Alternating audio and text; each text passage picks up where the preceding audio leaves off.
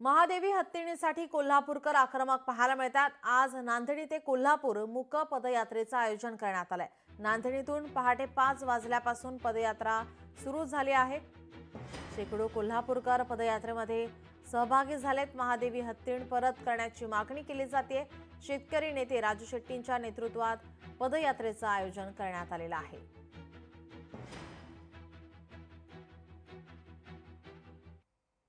आपल्या भारतीय परंपरा, प्रतिष्ठा आणि आपली अतिशय मोलाची असलेली दक्षिणाची शान म्हणजे माधुरी यांना, या हत्तीला अंबानी यांनी बेकायदेशीररित्या वडताळा येथे नेल्यामुळे आपण सर्वजण कोल्हापूर जिल्हाधिकारी कार्यालयावर 45 किलोमीटरची पदयात्रा घेऊन जातात। सुप्रीम कोर्टाने दिलेला हा जो निर्णय आहे तो काय अंतिम नाही।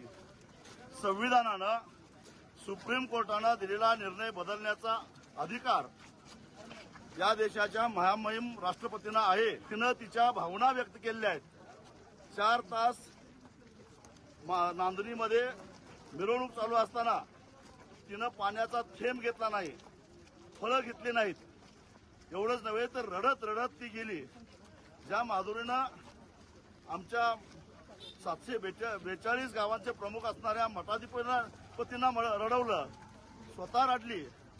यावरून माधुरीला नांदणी मठ सोडायचा नव्हता हे स्पष्ट होतं। आणि म्हणून माधुरीच्या वतीनं आम्ही सारेजण महामहिम राष्ट्रपतींना दयेचा अर्ज देण्यासाठी म्हणून जिल्हाधिकारी कार्यालयावर मूक मोर्चा घेऊन निघालेलो आहोत। लोकशाही मराठी ऐका, पहा, जागरूक रहा।